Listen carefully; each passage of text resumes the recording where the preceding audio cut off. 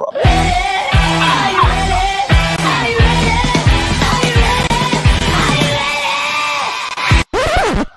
Yo, the lies so that you never make it. Hopeless, so it seems. Eyes closed, candles open wide to embrace your dreams. Sometimes you gotta take a loss just to get the win. Like license, popping it like oxygen when boxes wet. Focus on the mental, never lose like smooth instrumental. Better choose on the move in a pencil. Choose what I get to, never lose move on the move, but it's simple. Never give up if we winning and maybe we just keep winning, we conquering daily. Envision that pay me is never the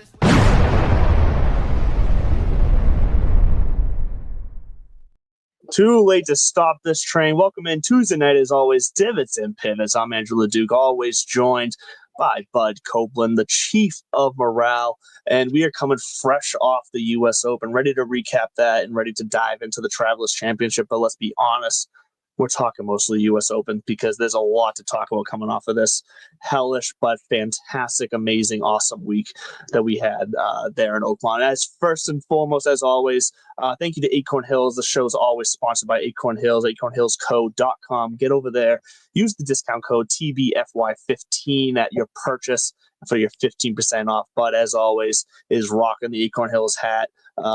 And he's usually rocking the core zip, the sweatshirt or something, but I think he's just rocking the hat tonight. But this man has got pretty much the entire collection in his wardrobe.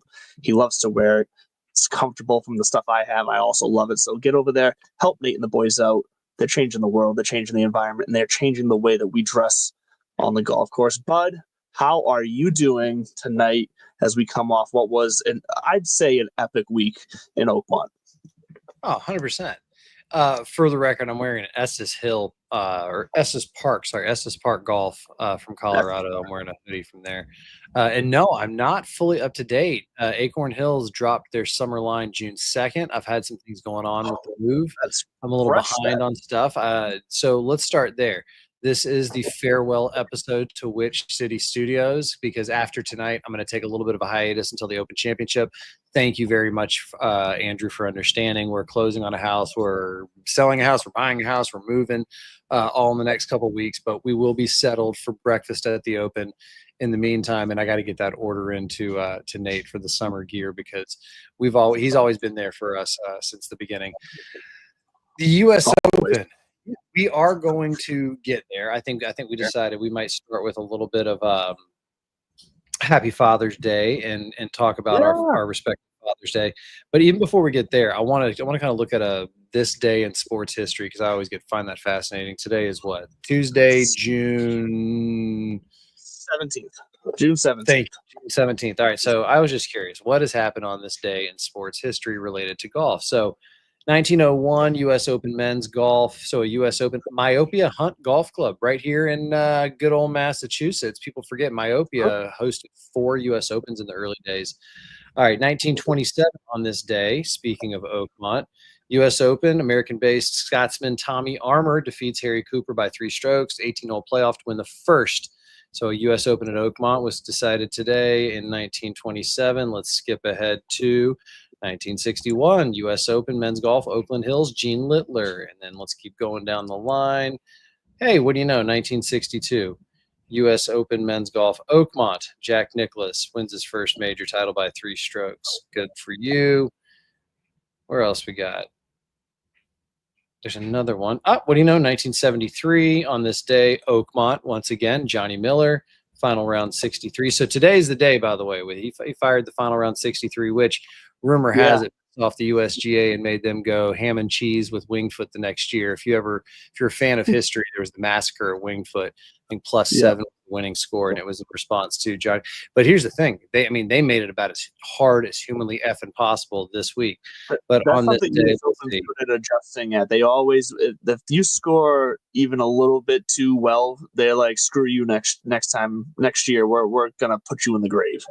Well, I think balance is fair in the name of golf. Another U.S. Open here. What else? Another U.S. Open here. So we're in that kind of week where this is the U.S. Open season. Duh. We just had one wrap up traditionally on Father's Day now. I wonder how many years it's been traditionally on Father's Day. We can probably, Jamie, look that up. But before we get to the U.S. Open, let's get back to Father's Day. You had a big weekend. I will say I had a great Father's Day. Shout out to the roommate and Cooper. They let me play golf. They let me take an afternoon nap. They let me go to bed at 7 p.m. It was a great day. It was everything. It was everything a grown man could want. I woke up before the sun, did a little yoga, got on the tee at about 7. Lost a match to my brother-in-law, our annual grudge match where I have to give him 9 strokes, and I think you told me about that before. Oh yeah, and I kind of cracked the code. It was like, I get it though. Like he has no problem because he would love to caddy. If I qualify for an amateur and need a caddy, he would caddy. And he'd be a good caddy. And he has no problem admitting that I'm quote unquote better at golf than him, but he has to beat me in that match every year. Like, it freaking means the world to him. Not really. He's like that in everything. Super successful guy because that's his attitude. He wants to win every little thing, but it's always a fun thing. I'll say this: I had a hot streak going off the course, and it kind of died out last weekend. I think it was almost over or just playing too much. And so my next round is going to be a week from today, the Massachusetts Amateur Public Links qualifier. I've been to the place before. I qualified here last year, so hopefully we can have a clear head and just no mistakes and get through the day with relative ease. So that was my kind of ho-hum Father's Day weekend. You had a big one. Tell me about it. I did have a big one. So I guess I'll start with the golf side and then we'll end with the shenanigans of the wedding side. But so on Sunday for Father's Day, I got to take my son and my daughter out to the golf course for the first time ever. My fiance Anna joined me. My parents joined me. We made a nice, fun day out of it.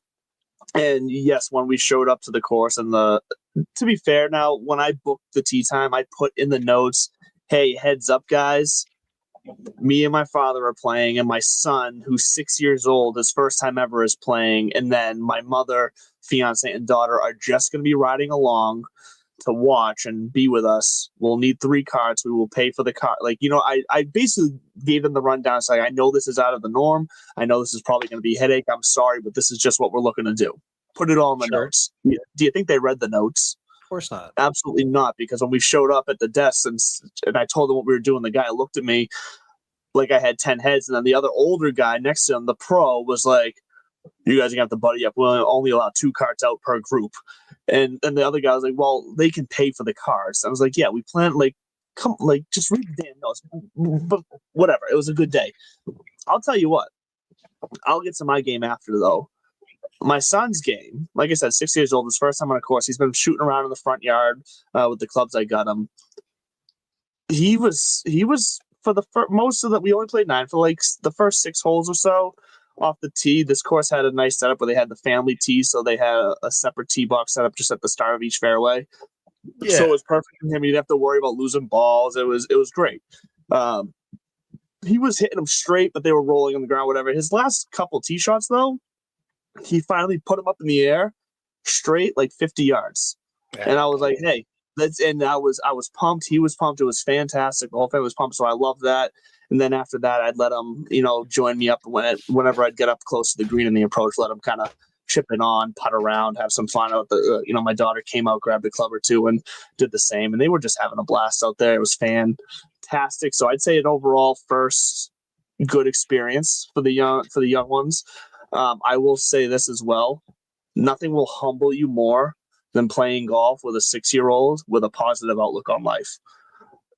Because it was my first time out all year. Oh, that's okay. I'll get the next one.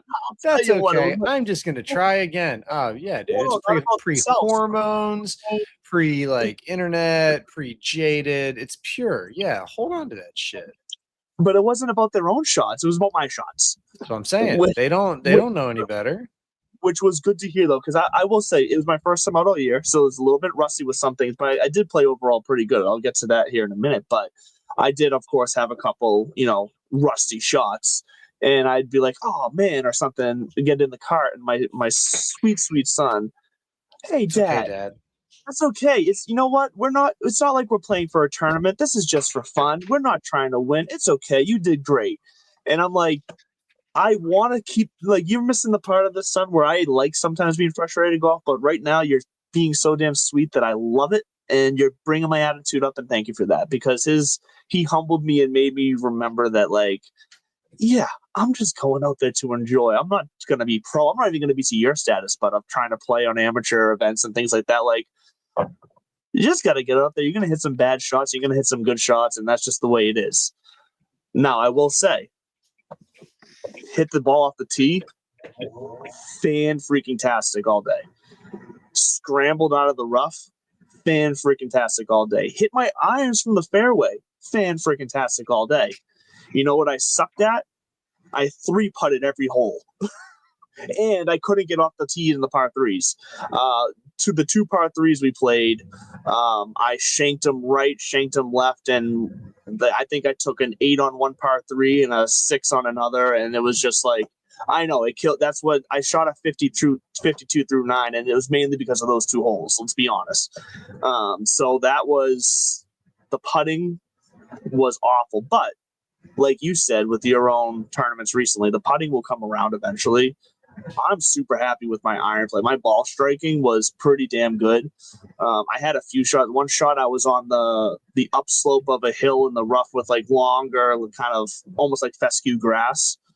And I popped it up, hit it perfectly about, 150 yards or so, and plopped it right on the front of the green for about a 20-foot birdie putt. So the scrambling was there. I don't know. I enjoyed myself. I thought I was playing pretty well. I can't wait to get back out again and hone that game in this year, because this is the year I'm going to break 90. I am determined. It's hard, man. Golf's hard. Golf It's just is a hard game. That's all. I mean, that's kind of all there is to it. It was funny. There's an great episode of Joe Rogan where I don't want to say it's Tony Hinchcliffe and then somebody else are on there. And I think it's Magnus Carlsen, the chess guy. Oh God, that's going to be an interesting episode. He's a fascinating person. Well, and the reason Tony wanted to be on there was because he's obsessed with chess, but then also I guess they share a love of golf. And Magnus talks about how like he loves golf, he enjoys golf. And Rogan was he's like, I hear people talk about it and I just don't get it. And Tony Hinchcliffe's like, you're right, you don't, because you haven't been out there yet. But then he tried to draw the parallel of like, but like we also don't stalk elk for 4 hours in the snow to kill them with a bow, like, and then cut their meat. Like Joe Rogan's into that type of shit. And it's that thing about that awareness of like, oh, okay. And I think I said I used the analogy when I went skiing in the off season, which I'm already looking forward to my next ski trip. It gives the same feeling that I get on a golf course. I just don't want to get off the golf course. I don't want to get off the mountain. I just want to go around. I'll play another 9. I'll go for one more run. It's the best thing in the world. I remember the first 9 I went and played with my dad. It was, I would go to church with my mom, and on Sunday mornings, my dad would go out and have the first tee time with his buddies at like 6:30 in the morning too. So he would usually be home when we would get home from church. And one day, like I get out of the car and he goes, don't even go inside. I got your clothes, get in the car. We're going somewhere. And so he drove me back out and we went and played 9. And he had to keep telling me like, slow down, like you don't have to run to your ball. You don't have to run here. You don't have to run there. And it was like, I wasn't in a hurry. I was just super fucking excited to be out there. Sure. So, yep. It'll be something that stays with them, I'm sure. I will say with, because we had 3 cards and I was worried about pissing people off at pace of play. Honestly, we kept a pretty good pace this week on Sunday. We actually hit a point where after like 3 or 4 holes, we were actually waiting on every tee box as well, because it's Father's Day. It's a big day for the golf course. I will say there was one hole, I think it was like the 7th hole. We were waiting on the tee box for quite a while, actually, and the group behind us pulled up as we were teeing off. So like they literally saw us tee off, saw us drive down the fairway, and we were on the left side of the fairway, so we were kind of blind, but still, like, they know we just literally teed off. And like the second we got to our ball, all of a sudden their ball's flying into us. And I was like, first of all, I can't even hit it. There's still people on the green. Like, what are you doing here? Like, you saw we got young kids with us. You literally just saw us drive off the tee box, and you're gonna hit into us right now. And I was like my kid was there, so I kind of let it be. Like, my kids were there. I didn't want to get all mad over something silly like that, but it was definitely a situation where if I was alone, I'd be picking their ball up and chucking it into the woods. Because it's just like, we're all waiting. And we know we're all waiting. So just relax and hang out. There's no need to hit into us when you got little kids playing in front of you. Speaking of picking up the ball, Shane Lowry, Rory, everybody, Scotty, Oakmont won. I think that JJ Spaun, I think it was fucking Rich Lerner maybe with the line about taming the beast, and and how JJ, that was the bigger thing. Like, yeah, he beat the field, but he really tamed the course. Like, he was the only one under par. I think that was one of the big things. Is anybody going to finish under par? One guy did, and that's the champion. And I think you kind of have to look at that as like, okay, that was the ultimate. That was a good example of what the ultimate test in golf should look like. Hard enough that it weeds out the guys who don't have it this week. We can't say that JJ 30 over par at this weekend. So like there was definitely those people. Yeah, and you can't go around saying now JJ Spaun is a better golfer than John Rahm and blah blah blah. These but is he the U.S. Open champion? Damn right. Sure is he probably going to be one of those guys who one and done with his majors? I mean, shit, Justin Rose still only has one. And I think it was interesting to hear him talk about how he was considering hanging it up about a little over a year ago.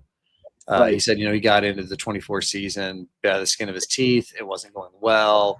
All this kind of stuff was happening. And then it just kind of clicked, and he turned around. He started playing a little bit better. Next thing you know, he's in a Monday playoff with Rory at the Players Championship. And I think he's a California kid. He likes to skateboard. He went to San Diego State. Like, guys like Xander Schauffele have known about him for a long time, that his game is there. But I think it just speaks to how difficult golf is to be a professional, not just a professional, but to be a champion. He full-blown changed his swing in the last year. He even said earlier in the year, he's like, it's like my swing went out and said Rory McIlroy, because he basically was saying his swing was closer earlier in the year, and still now his new swing is a lot closer to Rory McIlroy's swing. And like you said, at the Players, that's a hell of a story. He's in a playoff with Rory McIlroy, and I know it didn't shape out that way from McIlroy this weekend, and we'll get to him in a little bit. But JJ Spaun deserves to be the U.S. Open champion. And I know what I'm about to say is a little bit hypocritical because of the things I've said about the previous two majors so far this year. I know I've been critical about somebody on a podcast being hypocritical. Come on.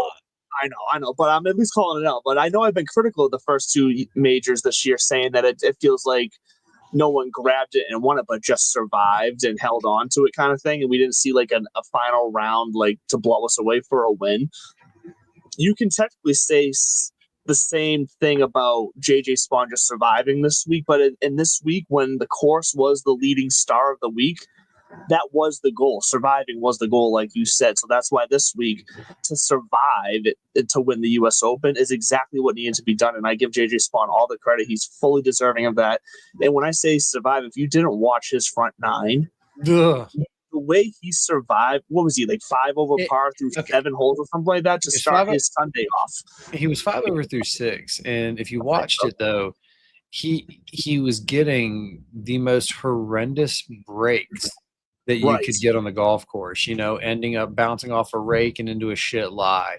What was another one where, it was – There was the one off the rake. Oh, he bounced it off the pin, where had it not hit the pin, it goes by 2 hops, spins back. He's looking at so I mean, all of these things kept happening, and he kept his head down and just kept chipping away. He admits, and I actually before we came on, I was just listening to the Dan Patrick show because he was on today with those guys, and they said how big was the rain delay for you, and he's like, it was huge. It might have been the difference maker. Who knows? He's like, I was already mentally trending in that hang in there mode.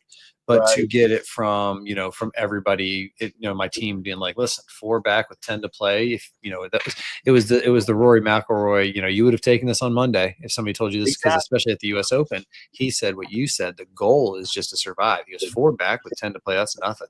He's like, I make a par or a birdie, and then everybody falls apart, and that's exactly what freaking happened. And fall apart is a relative term. I mean, I do think that Sam Burns got absolutely hosed with that call, but who's to say that he still wouldn't have made other mistakes, and who's to say he would have been able to maintain what he had to maintain, because that's eventually where JJ Spaun got to. But JJ Spaun definitely it reminds us that not everything is going to be a legacy maker. Not everything is going to be a legacy builder. We had Rory with the career slam. We had Scotty finally getting into the PGA one step closer. I saw I think it was Dylan Dithier maybe, or it might have been Danny Rapp, saying the last 6 majors have all been about legacy, including Bryson, that kind of stuff. He's like, this one was about just sheer grit, determination, and truly just a marathon golf test. And I loved it. I loved seeing Scotty out there grinding on the range on the weekend. I love that it was a fair test of golf that left one person standing. I like that on Sunday there was like 6 people tied at the lead with +1 with an hour and a half, 2 hours to play. I was there like 4 holes left. That was luckily when I was able to turn it on finally and watch it. It was fantastic. Well, I think it's fair to say that JJ Spaun, I'm not going to say he's the biggest surprise. I mean, although it was long odds, and I don't think he was on anybody's like favorite list. But who was your biggest disappointment this week? Hitting you with a hard one. Well, because I was honestly going to say, because I thought about this question earlier, I'm not necessarily Wyndham Clark's off the board. You can't. We're going to talk about that in a minute. That's the easy answer. And once again, we'll get to. I keep saying this. We'll get to him later too. My biggest disappointment had to be Ludwig, because I had picked him to do well, and he just barely missed the cut. But he still feels like someone to me that was trending in the way that he could have survived this course. Maybe not to have won, but he could have survived this course to have at least finished top 20, I think. And he had a stretch of like 4 holes on Friday that crushed him. And that's unfortunately a story we hear too much at the US Open. It just happens. But I'd say because I had picked him to do well, that's my biggest disappointment. I know a lot of people will say Bryson because people are picking Bryson to win. And a lot of people say Scotty, even though Scotty still performed great and had a still very respectable finish. I'd still want to say this was a bad US Open for Scotty, but because people expected him to win easily this week and it didn't happen, people are going to point there. I point to Ludwig because I feel like he was trending in the right direction, and I don't think he's going to step back because of this weekend at Oakmont, because Oakmont was just that hard. But I'm personally most disappointed by that because I thought I had a good pick there. Everything made sense that he was going to at least finish well. And he missed the cut by. Thanks, fucker. You took my answer. Wow. The same because he came out the gates hot when you texted me and you're like, Ludwig going 2 under early. Well, I mean, first of all, I laughed because I'm like, 2 holes into the US Open. I love that you're an early leaderboard watcher, though. I absolutely love that about you because I'm the opposite. I don't want to see anything early, even in my own round. I won't look at the scorecard and everything. Sure, but he was definitely, I would say, my biggest disappointment too, because I was thinking that, but who knows? This could be a silver lining for him in the sense that those first few majors he played in, maybe it came just a little too easy. Maybe it was, he's a little too comfortable. When you get success early like that, like he's gotten, we've seen this before that, sometimes then it just fades away. I agree. I don't think that's going to happen here. But I do think that he's going to be somebody to keep an eye on for the Open Championship, because when you get, there's going to be a lot. I mean, I think the Open Championship at Portrush is just basically going to be a who's who of majors, because the Open Championship is traditionally, unless the weather's howling horrible, it's just an easier setup. Now, I mean, I think just about anything's going to be an easier setup than Oakmont. But since you took mine, I'm going to go with a runner-up in Shane Lowry. Shane Lowry, I think, had the 54-hole lead the last time I was at Oakmont. Either that or the 18-hole lead or both. I can't remember which, but he played well last time, and he was supposed to be doing well this time. He's kind of a low-key pick for me to come out of nowhere. He was my sleeper slash black sheep. And if you missed it, he had a total brain fart on Friday and didn't mark his ball, but just straight up picked it up. You laughed about it. Everybody laughed about it. And he had to take a stroke penalty. It is. What are you going to do? But I think that was that was another one of those, like, one of us. Like, there was a great, I think there's a patron, another podcast interview that I heard. They asked the patron, what would you shoot out here? And that's everybody's great thing, right? And the guy goes, do I have a caddy or not? And he goes, yeah, you get an Oakmont caddy. And he's like, shit. And I think he was like a 0.5 handicap index. And he's like, I might break 100 with a caddy. And they were like, okay, what about without a caddy? He goes, I wouldn't finish the round. I'd walk off. He goes, it would be too hard. Yeah, it would. Yeah, drown you off for sure. Especially if you also had to deal with the weather that they had to deal with this weekend. Like a normal player like you, or maybe not you, but like on my level, 100%, we would not survive. We'd be buried out there. Well, we saw it happen to like Trent and Riggs and those guys from Barstool. Yeah, I mean, that's exactly what happened. You mentioned the weather. The weather might have been if this was a basketball game, the weather had the most assists, because Justin Thomas said it too. He's like, if this course gets even dries out a little bit, not gets firm, But or I think he said if it firms up a little, not dries out, like just firms up a little, he's like it'd be impossible. So I can't imagine. He's like, thank God we got the rain that we did to make it tolerable. And I think that's a good thing to remember because we got what we wanted. They all got pushed around, but it wasn't so much that, you know, it's almost like a superhero movie where you know that you're gonna have to sacrifice some of the good guys. You just want to make sure that there's only one person standing at the end and it's a good guy. And this time around, you know, it's almost like I think it was what was the first Avengers, not Endgame, the one with Thanos, Infinity War. You know, at the end of Infinity War, he snaps his finger and half the world dies, and you're like, wait a minute, no, bad guy's not supposed to win. How, like what? I think that's what would have happened had we had like a +6 winner, because people were predicting that. They were predicting the possibility of not just +6 being the cut, but like maybe possibly having that be we were in that range. If it ended up being firmer this week, I think we would have been in that range. And I think that's the point that we're making. This is going to go down as one of the most perfect U.S. Opens of all time. Chambly, you know, the philosopher king of the golf world, whether you love him or hate him, he made a good point where you look at the history of Oakmont. We don't know much about the first winner. I think his name's like Sam Perkins or some shit like that. Sam Perkins was a basketball player. I was right though, whatever. But I mean, and then you look at the list of champions: Tommy Armour, legend. I think it was who the fuck won it in the 50s? Hogan, legend. Jack Nicklaus, legend. Johnny Miller, legend. Then you get into, you know, the later winners and DJ, Angel Cabrera, and Ernie Els and Angel Cabrera. They didn't become legends until they won at Oakmont. I'm not saying JJ Spaun is going to become a legend. I think he might be an outlier in the list of champions around here. Brian Harmon and Danny Willett kind of major winner. Ooh, Danny Willett. That's just mean.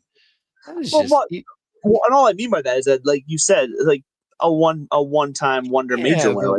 Like, Danny Willett probably was actually changing his clothes to go home when he realized that Jordan Spieth was probably a little collapsing, too low. metaphorically. I was about to say, yeah, at least Brian Harmon, Mr. Wiggle Waggle, he did. Well, you know what? He did kind of the U.S. Open equivalent over in the Open Championship. He outlasted. He just kept it in play, hit low shots. That Open was a terrible weather situation. Yeah, that was a dope. Like driving rain that weekend. I hope we get that at the Open this year. All right, U.S. Open, share disappointments. All right, speaking of disappointments, Wyndham Clark.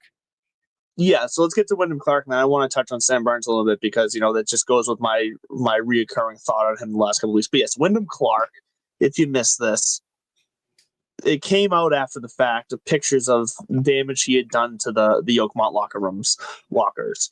And it was confirmed that it was him in the announcement that Wyndham Clark is now banned from Oakmont. Which now I don't, maybe you know more than I can't remember the last time an actual PGA Tour member, if ever, has been banned from a regular PGA Tour kind of host course like Oakmont, like a legendary place. Like, I'm not sure that's happened, and it probably has. I'm sure you have some random story of some guy named Nick Schmeicher or whatever. But Wyndham Clark, and this is almost a sad story for me because the version we got of Wyndham Clark 2 years ago in full swing was this guy being very open about his own struggles with negativity and controlling his temper and his attitude, and that journey he went on to win his PGA, was it the PGA Championship or was it the US Open he won? I'm forgetting Clark? now. Clark.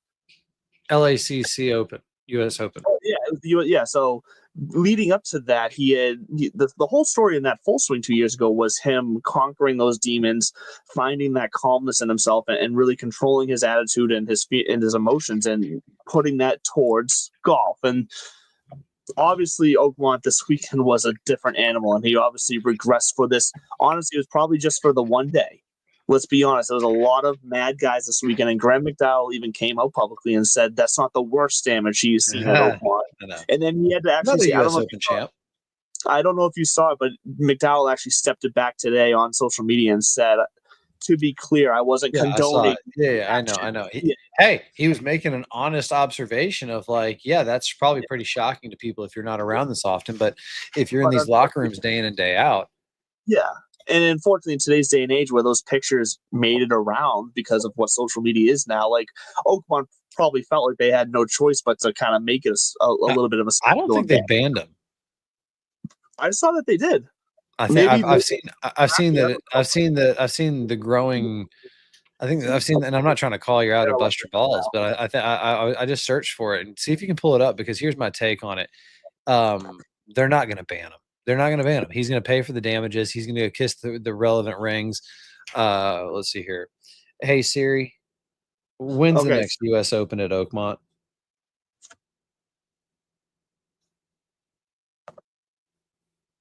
Uh, 2033. So what's Wyndham Clark? 35 years old. Hey Siri, how old is Wyndham Clark? I don't have to find that. Sounds about right. He's 31. All right. So we're talking 8 years. He'll be 39. Still not. I'm not gonna say prime, but he will be on the tail end of his. Did I just say 33 is the next one? That's gonna be the 10-year. That'll be the last year of his exemption because of his U.S. Open win. You get a 10-year exemption, so right. He's exempt into that Oakmont win. So basically, here's what's going to happen between now and then. He's going to have to pay for the damages. He's probably going to go do some more, anger counseling, et cetera, et cetera, et cetera. He's going to apologize to the right people at Oakmont. And then it sounds like he's already he hasn't publicly apologized, but it sounds like he's already apologized to the correct people. Exactly. And I don't think he owes a public apology. I don't think he needs to put it out on Twitter. I'm so disappointed in myself. Go fuck yourself. If you want to pass judgment on him, go for it. I think Graham McDowell's comments were a perfect example of what I was saying is like, yeah, he was being real. Like, this is what happens in the locker room. People get pissed and they throw things around. Honestly, I'm kind of grossed out by the journalists who thought that or I'm going to go air quotes journalists, whoever thought that it was a good idea to go ahead and air that dirty laundry. Like, if you leaked that photo, I don't think you should have credentials anymore for these PGA Tour or USGA events. What kind of credibility do you have if you're going to be behind the scenes in the most vulnerable places, one of the most hallowed, sacred grounds, the Oakmont? And somebody would be saying, exactly, he should be treating it with dignity and respect. I agree with you, sir, but I also agree that if you have the trust to be in those circles, you need to act that way. Exactly. So that's my take on this. Nobody gets to sit on their high horse and sling stones at Wyndham Clark. He's going to apologize to who he needs to, which is not you and me, and it's not the public. If he wants to, I agree with it, because you are a public figure and maybe you feel like it. Sometimes people don't apologize and they just go quiet and let 6 months go by, and then they reemerge and they never say the words "I'm sorry." They just say like, "Yeah, that was an unfortunate incident and I had to go take care of myself for a little while. I'm ready to move on with everything." So I wish him all the best, and the haters can suck it. And I did just look it up. According to Google AI, he's actually not officially been banned. Apparently, that statement I did see the statement is still out there, but I think it's been retracted. I thought about that though. Officially banned him, but I did see a few statements originally saying that he was officially banned. So that was probably a journalist or two kind of jumping to the gun of something they heard over that it was a possibility. It raises a good question. Like you said, like, well, then what does that mean when the next tournament comes through and he's supposed to play in it? And the club says, my gut tells me that unless there's an actual court order, like some sort of ban, the powers that, even if you are now, Oakmont might. I don't think Oakmont's going to say you either ban that guy or we're not having the U.S. Open here.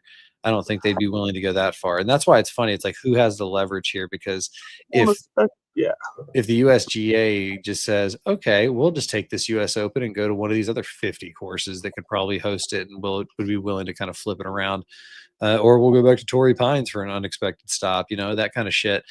It just, to me, is the kind of purest form of that's what we're going for.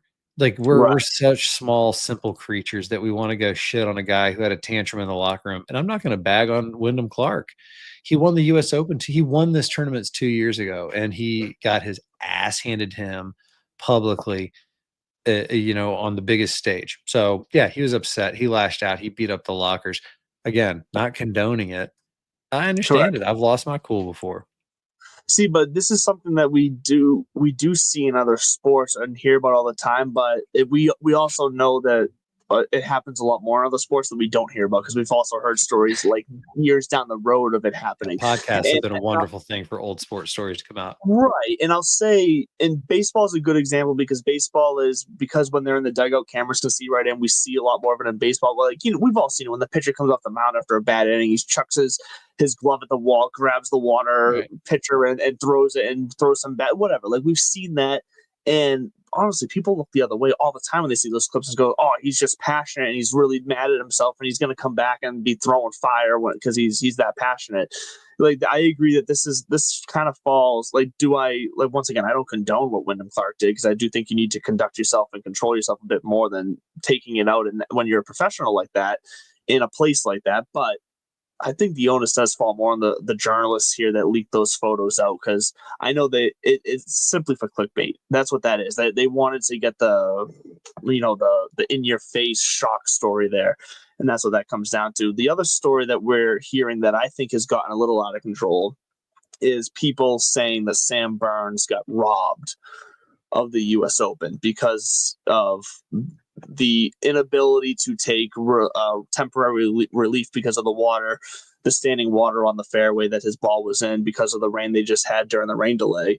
And he asked two different rule officials to come over. He got the second opinion, and they both said, no, you have to hit it. It's not enough visible standing water on top of the ground for you to get relief.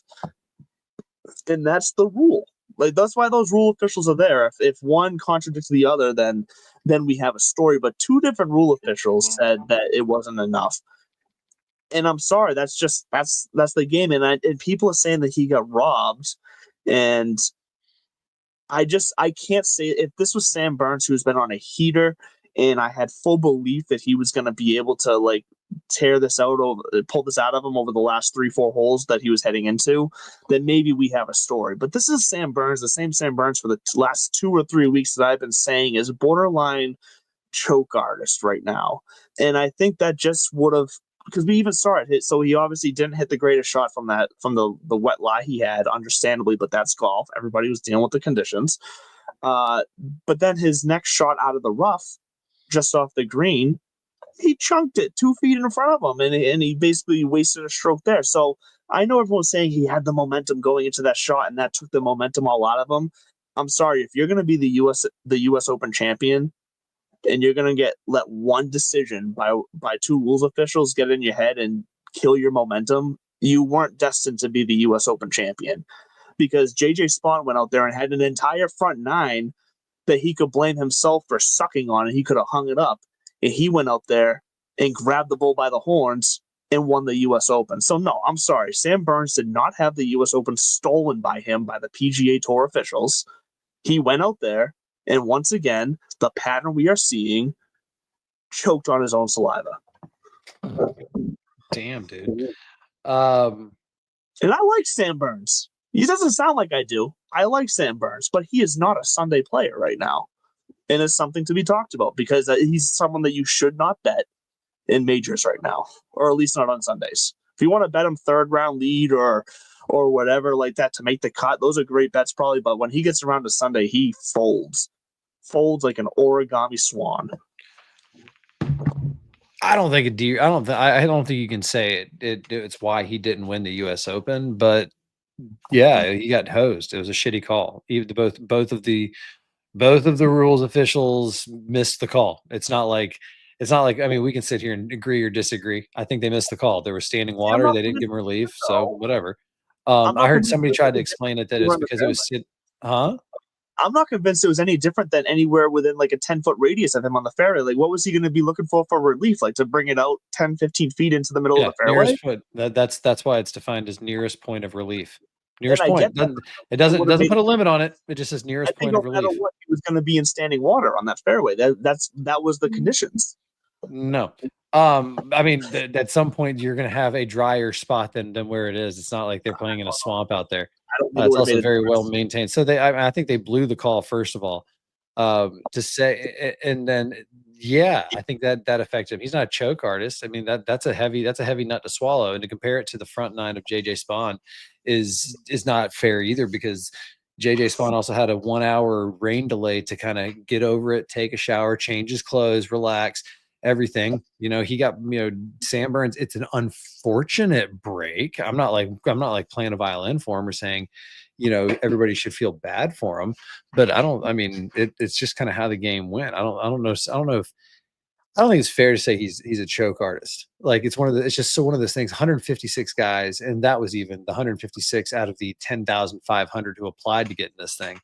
And there he was at the very, very end, and he fell short. So that's why I'm saying just Sunday. I said that. I'm saying just Sunday. He's not a Sunday player right now. He falls apart on Sunday. But I mean, what's the point of that observation? Like he's not going to win. That's the point of it. You want to put a bet on it that he won't win a major? And what's the timeline of the bet? 5 years? Well, for what I'm saying, the example I'm saying of him choking right now, Would you put him on the Ryder? Would you put him on the Ryder Cup right now? Right now, he's outside the top 6. So I'm pretty sure he's outside. He's definitely outside the top 6. Although this performance will be a captain's pick. So here's the thing when it comes to the Ryder Cup ranking. I'm glad you brought this up. Is that some of the guys in the top 6 right now, I think will fall out of the top 6. And what I'm saying was JJ Spaun number 3 now. So and that's why I'm saying it's still too early in the rankings, I think, to really figure that out. But what I'm saying about 14. He's at 14.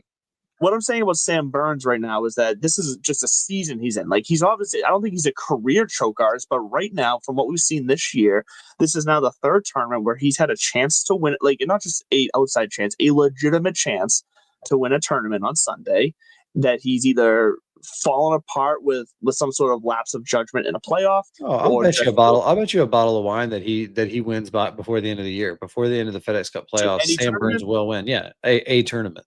I'll take that back because I don't think he will this year. I'm not saying he's a bad golfer. I'm not saying he's not a top 20 in the world golfer. I'm just saying right now he seems to not be able to pull that trigger to win the tournament on Sunday. So Ryder Cup is Scotty. Bet him all day to finish top 10, top 20. I just don't see him getting that win. So I'll take that bet. Bottle of wine. I like that. Scotty is qualified. He's already locked in. Then you got Xander, JJ Spaun, Bryson, Justin Thomas, and Colin Morikawa. Morikawa is by the skin of his teeth over Russell Henley. Really, 5, 6, and 7 are separated by like 100 points, not even. And these are in the thousands, by the way. So early because all it takes is, a separation of like 5 positions in one tournament, and we're talking a totally different lineup here. And so 7 to 12 is Russell Henley, Ben Griffin, Matt McNeely, Harris English, Andrew Novak, Brian Harman. Lot of new faces there, and right behind that you got Patrick Cantlay, Sam Burns, Cam Young, and Keegan Bradley down there 17. There's a lot of known faces from Ryder Cup history that are right outside. Yeah, there's 12. Yeah, 6 to 12 seems to be a lot of rookies, and 13 to 20 seems to be a lot of the vets. The most interesting one there is Ben Griffin because he's so hot right now. Like, is he going to make a case for himself down the stretch if he continues to where even if he's not in the top 6, like, is he going to be? Yeah, if he's top 12, Ben Griffin's in because he's won a couple times. Yeah, it's unless he falls apart and goes full Rory, then Ben Griffin's in. I don't think you take like Matt McNeely and Andrew Novak, but I also think that a lot of that's this is early. 4 months from now, we'll see how these guys perform over the next few months. If one or two of them can separate themselves, win a tournament, maybe top 10 or top 5 into a major, then sure, keep them on the team. Otherwise, I think you look further down the roster and take Patrick Cantlay or even Tony Finau sitting down there around the 20 spot. And then, of course, we talked about Captain Keegs. Yeah, I forget at what point, because I think Keegan's sitting at like 17 right now. He's right around that range, I believe. I think we'll see what he does at the Travelers this week. If he wins the Travelers, I think he almost well, first of all, he would elevate himself into that top 12 conversation, and then it's a real talk. Now, and I forget at what point does he announce the team? I forget which week it is. We're hosting. I think he goes last. It's pre-playoff FedEx Cup playoffs, right? I don't think so. In the midst of the playoffs, I forget. But that's why it will be interesting down the stretch here. August. It'll be following the Tour Championship. So right after the playoffs. Okay. Yeah. So and I'm assuming those playoff tournaments also count for more points as well. towards the Ryder Cup. So I mean, like that's also like, Yeah, this everything's kind of proportionate to how you would expect majors, signature events, the whole bit. Yeah. This is all gonna change so much. So it is so early right now, but there are some interesting storylines developing. I do want to get your thoughts on Rory McIlroy because you I was said just about to go there. I was going to listen. Hold on, real quick before I want to show you what kind of brain I have. We were talking about the Ryder Cup. I was about to go right into, speaking of hotheads in the Ryder Cup. We saw what happened with Rory in Rome when somebody got a little chirpy with him, and now we're seeing that maybe that wasn't a one-off. We've seen that. Now that he kind of got the monkey off his back, are we seeing the real Rory? Or are we just seeing an organic exhale that's probably going to take a couple more months? And I think if my gut opinion says it's probably more of an organic exhale, that things are going to balance out eventually. I do think that because I think we have enough sample size of Rory before leading up to this that says that I think his overall record is not what we're seeing at this current moment. I think we're kind of in an outlier here. But you last week you used the phrase that Rory might be in his villain era, and it's I never certainly. said that. I said he's becoming unlikable. Oh, maybe it said. Oh, you know what? Maybe it was TJ the week before when we had, or whenever we had TJ. Maybe it was him that said the villain era. I'm sorry, but either way, I could have just let that slide. I don't know why I'm being a dick. The idea of Rory being like unlikable and a villain right now, it's getting hard to defend that it's not the case at the moment, because not only is he dodging the media when he is talking to the media, he's basically saying the reason I'm not available to the media is because of you guys, like blaming the media. He's flat out said that. And then when he goes out there and hits a bad shot off the tee this week, he just straight out smashes a tee marker with his driver, which, I'm sorry, you might say it was an accident, but if you really look at that replay, he looks down immediately as he smashes. He knows what he's doing. He shows zero remorse, like looking around, like, who saw that? I'm sorry. Like he doesn't give a shit. Rory is in this moment right now where he doesn't give a shit. And what really capped it off for me, I don't know if you saw this, but he posted on social media. I think I saw it on TikTok. He posted a video of him after these outbursts we saw this week at Oakmont between the tee and with the media. And then he posts yesterday on Monday after all this on, I think, like I said, I think it was TikTok, posts this nice chipper, happy video of himself saying, "Hey, Australia, I'm so excited as a previous champion to come to the Australian Open. I love this." Always like just this happy video promoting himself and pushing the Australian Open and all this jazz. And it's like he's being very fake is what it feels like right now. It feels like he's trying so hard to refurbish his image at the moment that it's working against him, and it's coming off that people are just not liking him because they know this is just not the Rory we're used to seeing. And I think some of that comes off of how he was forced to act through all the PIF and all the merger deals as that face of the tour. I think we're finally kind of seeing all of that come to a head now, where he needs to honestly probably step away from the public eye I'm not saying not play in a tournament, but he needs to kind of quietly exist for a little bit and kind of reset himself, because like you said, people don't like him right now, and people are starting to not be afraid to voice those opinions about Rory. And I think that's the biggest thing, because Rory felt untouchable for a little while there as the face of the positive tour versus the negative live. People aren't scared to speak out against Rory right now because he's making it impossible to defend. I agree with him, though, that he's earned the right to kind of talk when he wants to talk and this, that, and the other. I agree with you that he should probably just kind of then quietly fade off then, and we'll let him. I think unless he wins, I don't even know if he'll talk to the media at Portrush, at his home, back in Northern Ireland there. I don't know if we'll hear from him again until he wins, and I kind of don't blame him. He's going to go down to Australia. I think he either is playing or just played in India. I can't remember what it's going to be. It was India a couple weeks ago. He just played in India. He's going to go to Australia. He's going to enter his Tiger era of just globetrotting, playing in the signature events, grabbing his bags, trying to win majors, and just that's what he's going to focus on for the next few years. I don't blame him. That's fine. Just keep do it, I guess, because you hurt yourself if you don't. He's gotten.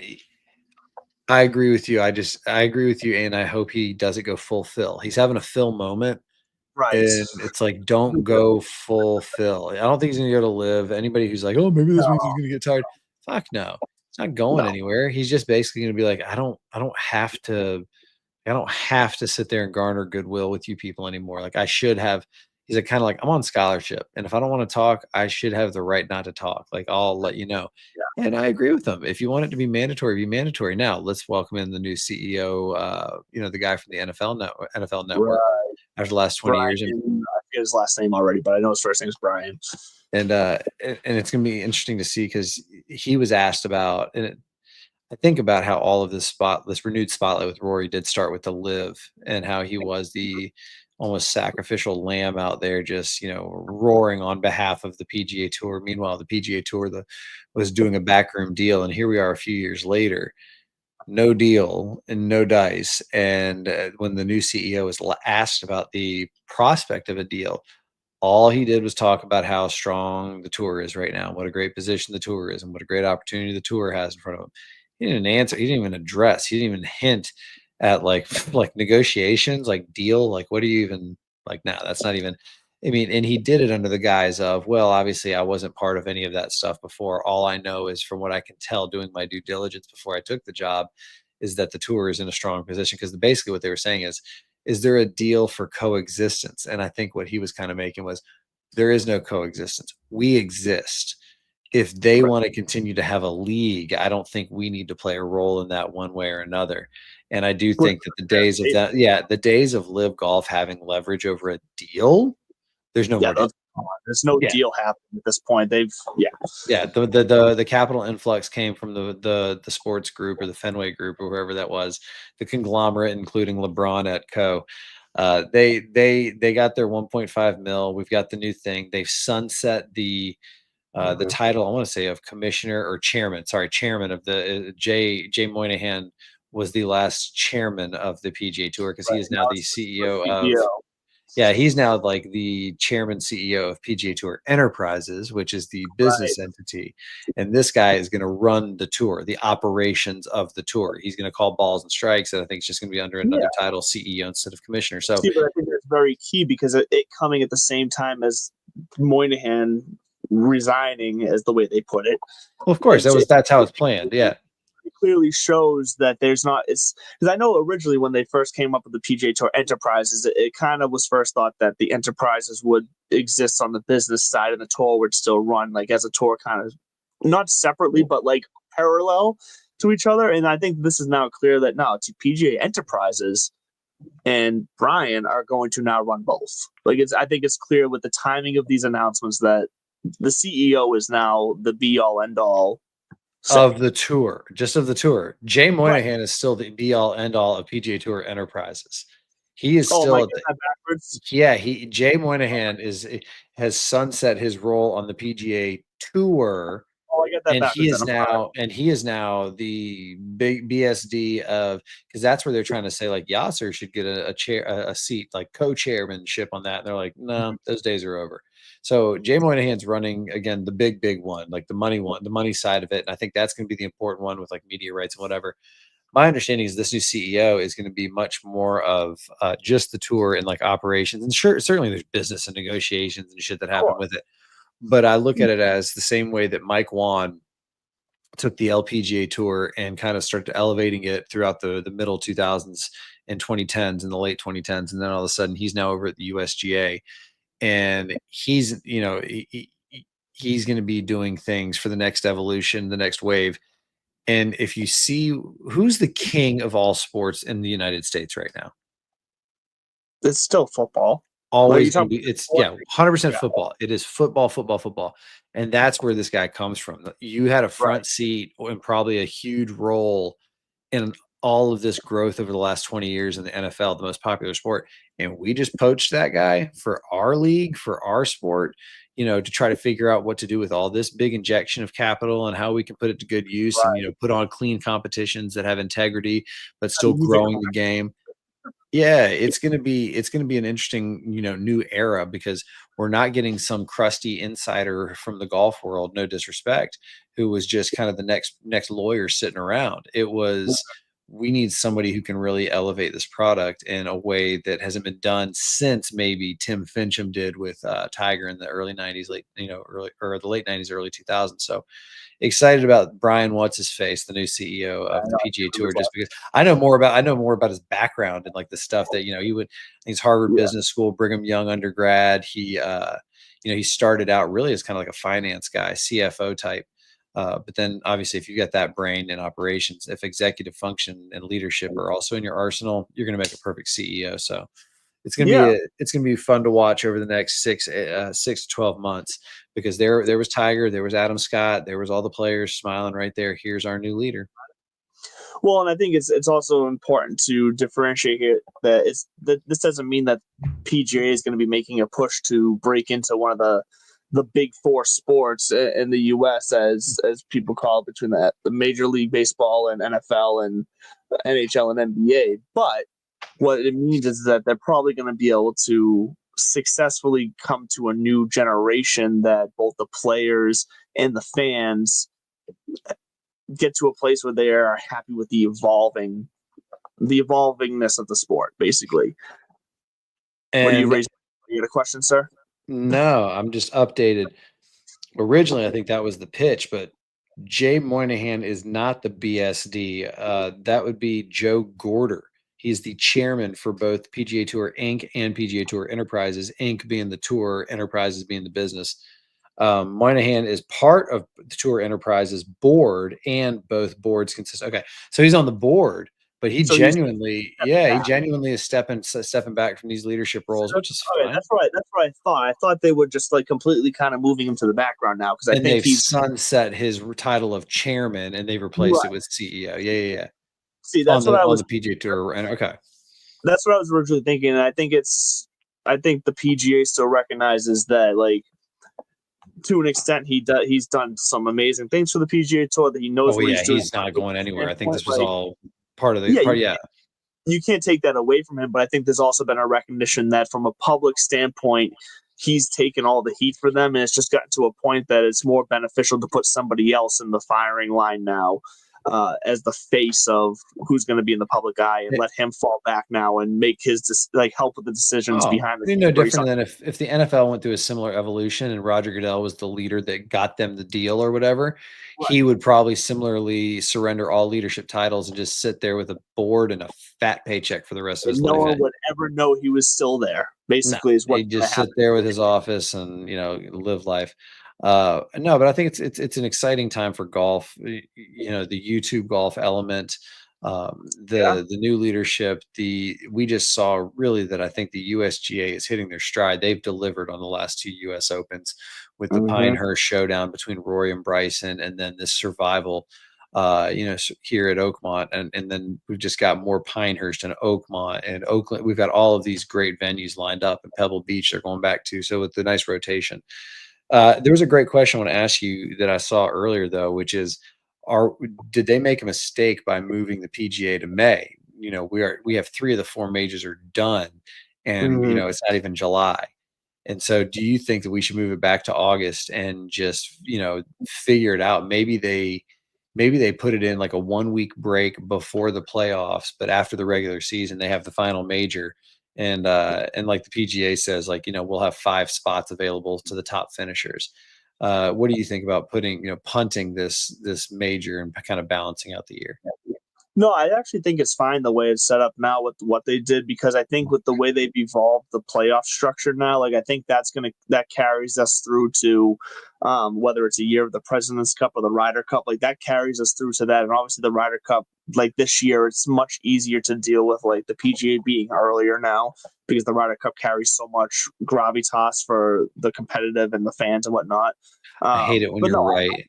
I'm fine with the structure here. Because I think their goal is to make the playoff structure those 4 tournaments leading into 3 tournaments leading into the Tour Championship being much more of a big deal. They want that mainstream NBA playoffs, NFL playoffs, NHL playoffs feel in golf as close as they can get it. And I think they're succeeding. I think it's been a slow evolution, but I think we're about there. And we're going to see it this year, and we'll see how it grows. And here's why it got brought up, and I appreciate the point that they were trying to make, which is back when we had a major in August, we could get a lot more courses included that were in the north, up in Minnesota and Wisconsin and the Northwest. But I think that you don't necessarily need to have a major there. Maybe the PGA Tour needs to take the FedEx Cup playoffs and start shipping those around, and maybe have the Tour Championship in Washington at Bandon Dunes or something like that. So, all right, that was fun. Listen, I appreciate it. I will be back in a couple of weeks after we have moved from which I got moving boxes sitting right over my shoulder. Okay. So the only things not in boxes are my golf clubs and like some clothes and my kids' toys. So and whatever those two metal racks are behind you. Don't break into my house and you won't have to find out. But I will say, with you stepping away for a couple weeks here to handle your real life stuff, I did, while we were on the show, where I heard back. So for the next 2 weeks, filling in for you respectfully will be TJ from the Scoreboard Addicts. He will be stepping in for the next 2 weeks with me to fill that role. He's hoping to also join us for that third week, but he'll be on vacation, so we will see if he's able to or not. If not, I will find someone else to bless these airwaves with myself, so that you don't just have to listen to me ramble on to myself, because we all know that ain't fun. So we're making it work. TJ, thank you for stepping in, and we will get by without you, but at the same time, we will miss you, and we can't wait to might have to make a cameo, but one way or the other, I trust the plane will be in good hands. It will be, and speaking of the plane, we will land it a lot better than Air India. Too soon. I'm sorry. Too soon. We love you guys. Hey, on TikTok, thank you for joining us. I hope you could hear Bud this week. I think, judging from the viewers, you could hear him. So next week, I have figured out the process. It's just going to take a lot more work than I thought to get this full show on TikTok. So thank you for sticking with us for the last couple of weeks. We will see you next week, every Tuesday night, 8 o'clock here on That Sports Podcast Network and Golfer Gang Network. We love you and enjoy